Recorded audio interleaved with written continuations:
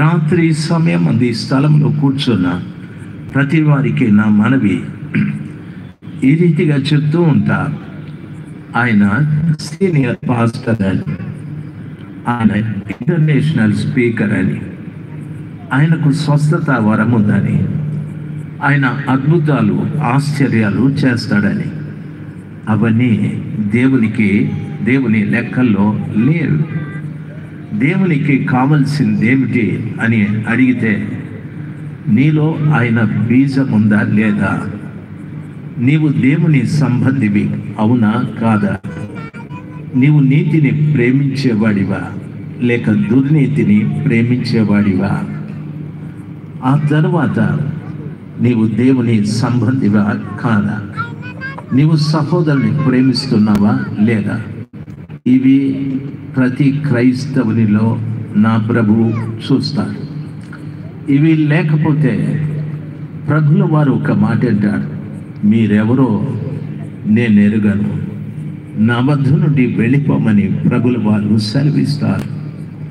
మనము చాలామంది ఈ రీతిగా మాట్లాడుకుంటాం, మా సంఘం చాలా గొప్పది, మా సంఘ సిద్ధాంతాలు చాలా గొప్పవి, మా సంఘం యొక్క కట్టుబాట్లు కూడా చాలా మంచిగా ఉంటాయి, మేము పరలోకానికి వెళ్ళిపోతాము అని చెప్తూ ఉంటారు. ఆ విశ్వాసము నిరీక్షణ చాలా మంచిదే, కానీ ప్రభువు వాక్యం సెలవిచ్చిన రీతిగా నేను జీవించకపోయినా ప్రభువు నాతో చెప్పే మాట, నీవెవరో నేనెరుగను, నా వద్ద నుండి వెళ్ళిపోమని ప్రభువు సెలవిస్తారు. దరిదాపు నేను 40 సంవత్సరాల నుండి యేసు ప్రభుల వారి సువార్త ప్రకటిస్తున్నా. నేను ప్రభు చెప్పినట్టుగా జీవించకపోతే, నేను సహోదరుని ప్రేమించకపోతే, నీతిని ప్రేమించకపోతే, దేవుని బీజం నాలో లేకపోతే, యేసయ్య దగ్గర నేను నిలిచినప్పుడు ప్రభు నన్ను గురించి చెప్పే మాట, నీవెవరో నాకు తెలియదు. ప్రభు నేను 40 సంవత్సరాలు ఈ పరిచర్య చేశాను, ఇమ్మానుయేలు పరిచర్య, అందులో నేను ఒక భాగస్థుడిగా పనిచేశాను. మేము చాలామంది పని చేశాము. అంటే ప్రభుల వారు చెప్పే మాట, ఆయన నాకు వేరే సంజాయిసి ఏమి చెప్పడు, నీవెవరో నేను ఎరగాను.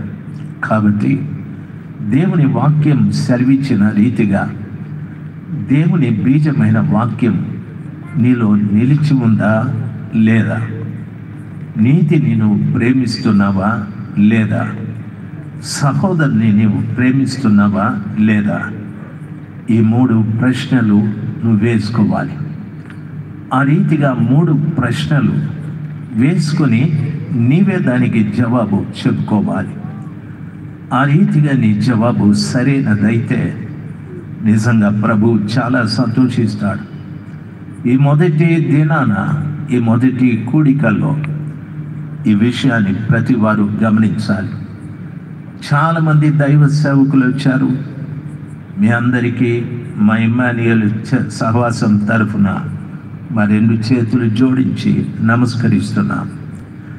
మిమ్మల్ని హెచ్చరించటానికి, గద్దించటానికి, బుద్ధి చెప్పటానికి, సరిచేయటానికి పరిశుద్ధాత్మ దేవుడే ఈ కూడికల్ని ఏర్పాటు చేశాడు.